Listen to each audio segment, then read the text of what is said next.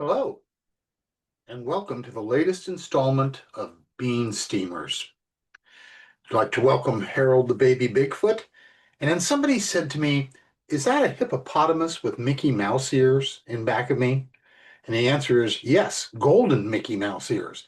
I was in Southern California in 2007 and went to Disneyland, and it just happened to be the 50th anniversary of the opening of Disneyland. And instead of the standard black mouse ears, they were selling golden Mickey Mouse ears. So I got a pair of golden Mickey Mouse ears and put them on my favorite stuffed hippopotamus. Well, today on Bean Steamers, we're going to talk about a subject that is near and dear to many people because they all have an idea of something that should be added to this subject. And that subject is there ought to be a law. It's just the silly things that people do that if they made it a law, that it was against the law for them to do it, it would stop. So let's get into the new installment of Bean Steamers. There ought to be a law.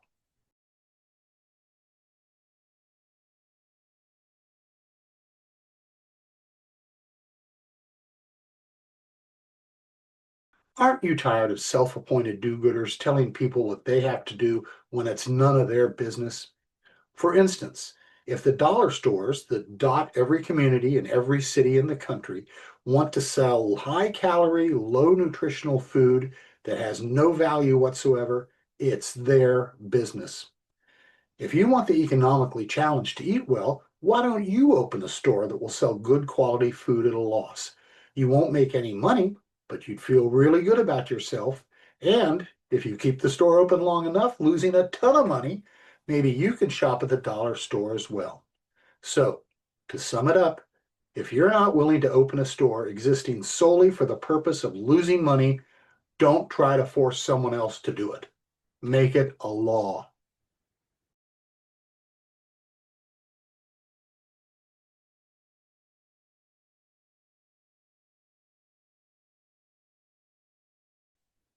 Aren't you getting tired of these trolls who criticize celebrities on social media for what they're wearing or what they weigh? You know what I'm talking about. Did you see the dress that insert name there was wearing on the red carpet last night? Bow wow. Or what's with insert name at the Oscar Awards last week? It's so obvious she's put on a couple of pounds. Oink, oink. Don't let yourself go, sweetheart.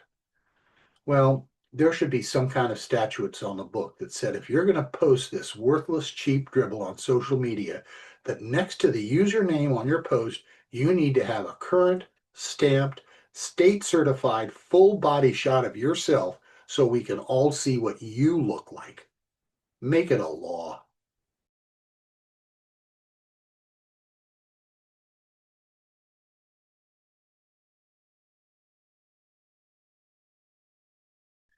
The first job I had was at a pizza place. I was 16 years old, and for some unknown reason, they let us draw beer from the tap and serve it to the customers.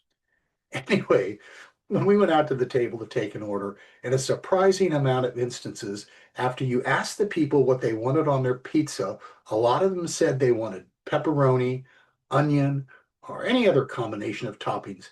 And then they would say, and cheese. Well, as the steam left my ears, I wanted to scream at them with the full force of my adolescent voice. Cheese is a given. All the pizzas have cheese. You don't have to order it as an ingredient. It's going to come with every pizza every time. Now, besides cheese, what do you want? People such as this should be escorted out of the restaurant and barred for life from ever coming back. Or maybe they should open up a pizza place of their own where cheese is a requested item. They could bring the pizza to the table and say something like, "Here's your large pizza with bacon, onion, and green pepper." "Where's the cheese?" the customer would retort. "You didn't ask for it." Am I the only one bothered by this? I think not. Under penalty of being charged criminally, you can't ask for cheese as an ingredient on a pizza. Make it a law.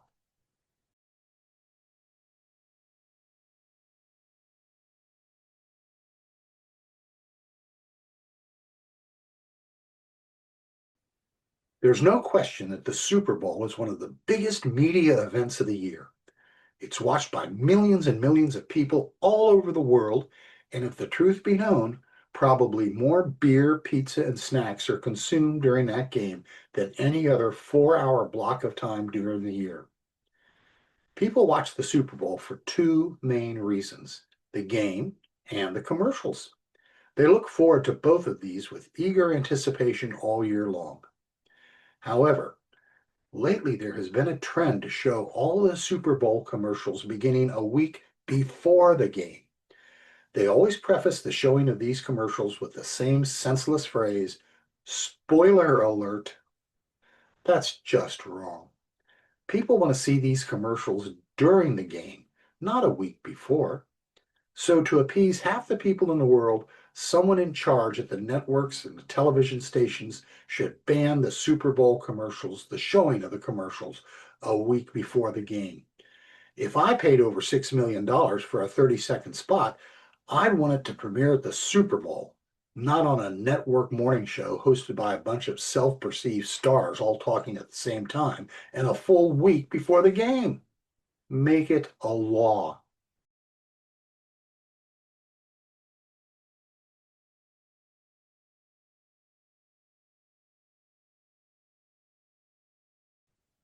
I've about had it with people pulling out of their driveway in front of you when there's not a car in sight in back of you and then going 10 miles an hour up the street.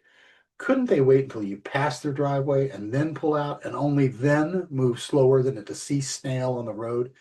There should be a 2 point penalty added to their driver's license. We're going to call it a chronic idiocy penalty. There should be 2 points added for doing something like this. Make it a law.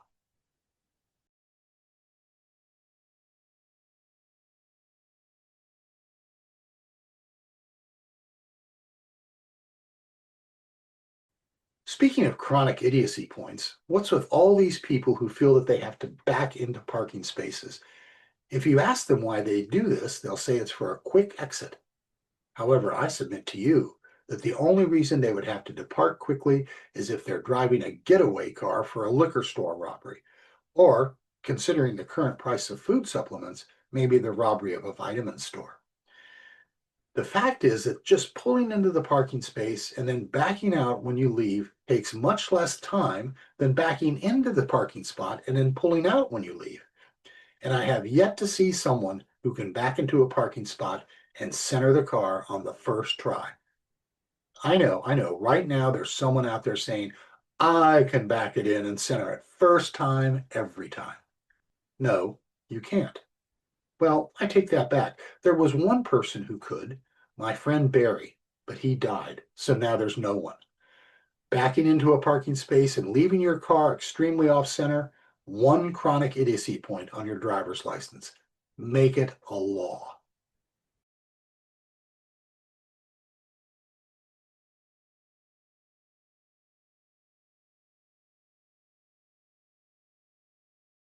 I was in a fast food restaurant the other day to eat some grease.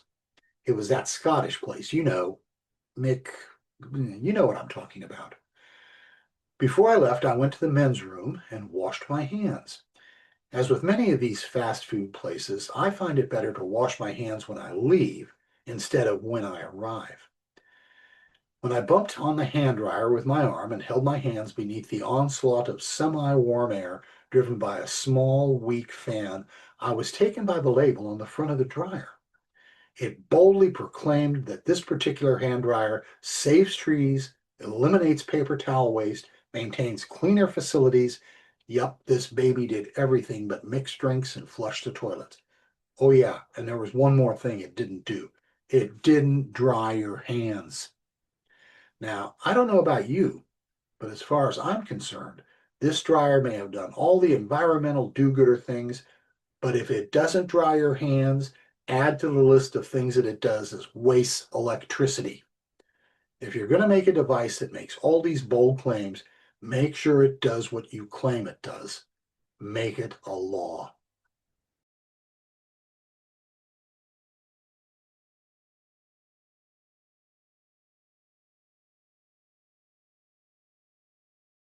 I don't know about where you live, but in my hometown, the four local newscasts, NBC, CBS, ABC, and Fox, all begin almost every telecast with the same two words: breaking news. Now, a lot of the network telecasts do this as well, and that's all fine and dandy if it is breaking news. But is it really breaking? An example of truly breaking news would be a nuclear device exploded over a remote section of Siberia 10 minutes ago, and they're still trying to gather some of the facts. B, an extraterrestrial spacecraft landed 20 minutes ago in front of the Capitol building, and the alien occupants are demanding to meet with all the junior congressmen. C, Liechtenstein invaded the United States 15 minutes ago in an order to make an effort to attain world dominance. That's breaking news. Breaking news is not a softball game getting rained out or a trivial update to something that happened 3 days ago. If it's not breaking news, don't say that it is just to get the listener's attention. In fact, using the term breaking news should be limited to once a week. Make it a law.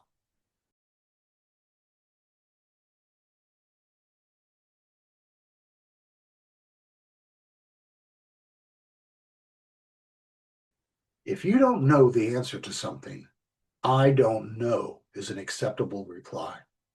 Have you ever been around someone that has an answer for everything, whether he knows something about it or not? For example, you're in the presence of one of these self-appointed encyclopedias, and for some reason you're driven to ask them about the origins and efficiency of the rotary engine. Well, he begins, you have to go to the early years of the 20th century, about 1902, 1903, and look at the rudimentary development of the Johnson bar, a work explored in basics, mind you, by a self-taught Renaissance man named Morty de Cappuccino. You soon realize three things. This yo-yo doesn't have a clue what he's talking about. You're in it for the long haul. Who knows when this guy's going to shut up? And the last one, he could have honestly said, I don't know, and you all could have been on your way. If people don't know the answer, I don't know is perfectly acceptable and preferable, actually, in a reply. People should think about using it more. I put forth to you that if you don't know anything about the question that has been asked of you, and you don't say, I don't know, and instead go on some lengthy diatribe about nothing just to sound important, it should be a criminal offense, punishable by 1 week of being tied to a chair, having tape put over your mouth, being placed in a windowless room with one light bulb suspended from the ceiling, and then having the congressional record from 1923 read to you 16 hours a day. Make it a law.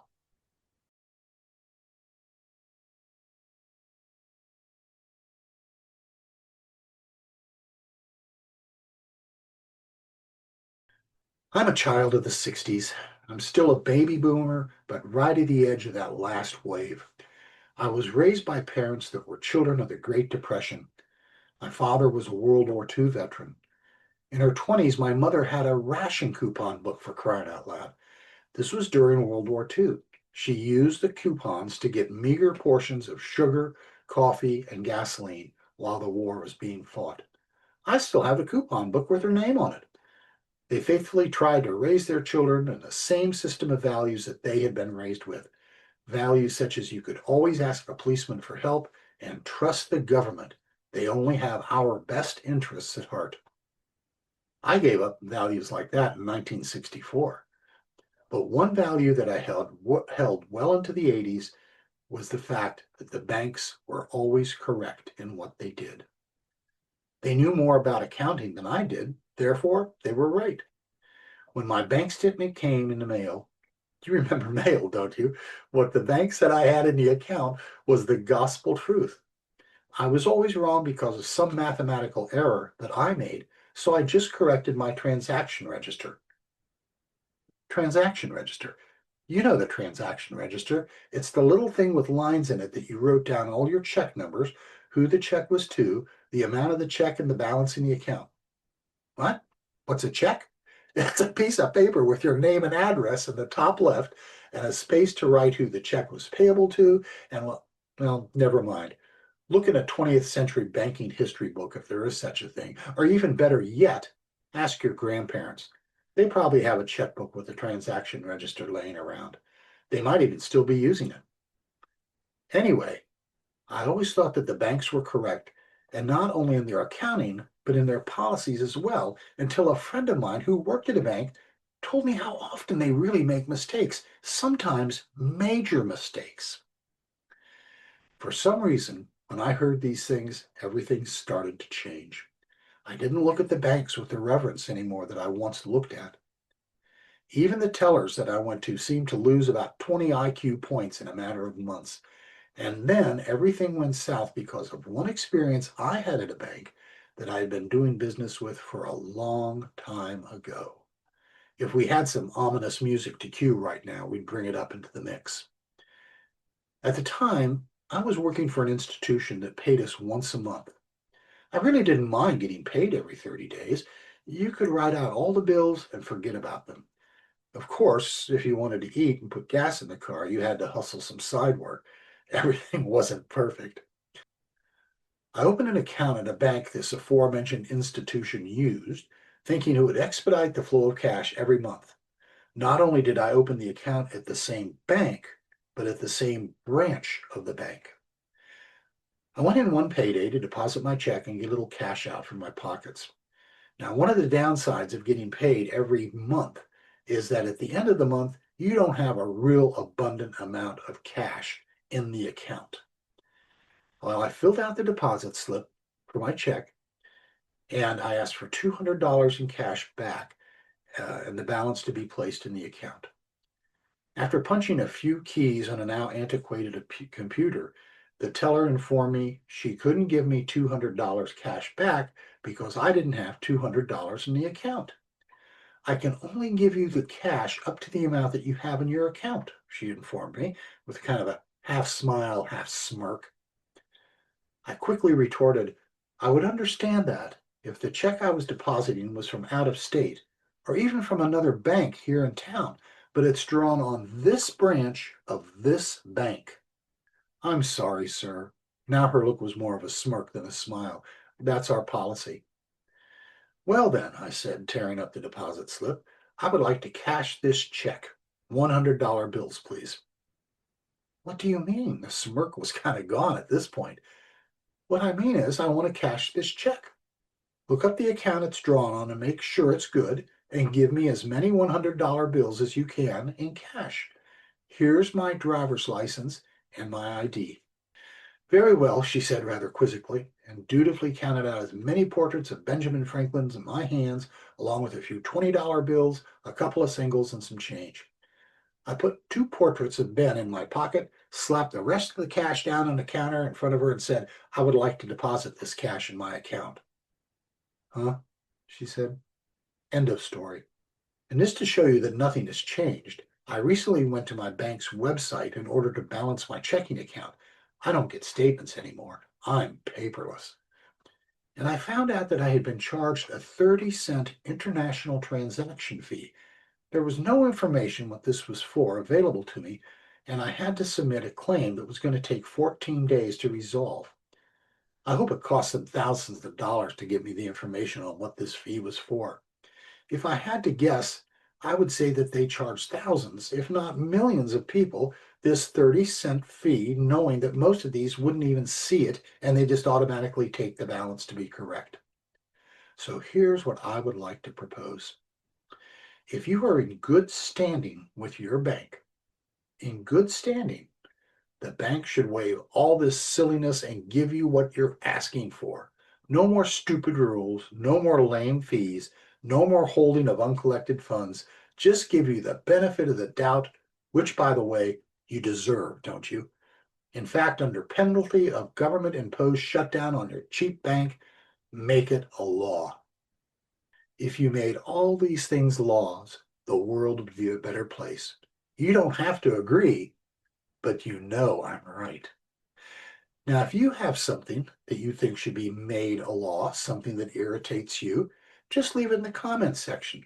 I already have some more that I've compiled. We're going to do another installment of this later on in the future and continue There Ought to Be a Law. Well, that's going to conclude this segment of Bean Steamers. I urge you, if you have not done so already, to subscribe to the YouTube channel and to hit the little bell for notifications. And also, I'm going to ask you that if you start watching a video, let it play all the way through. You don't have to be in the room. You can go out and make a sandwich or take a nap, but just let it play all the way through. It really helps the algorithm. Well, we thank you for joining us. Harold the Baby Bigfoot thanks you. The hippopotamus with the golden Mickey Mouse ears thanks you. And we'll see you next week on Bean Steamers.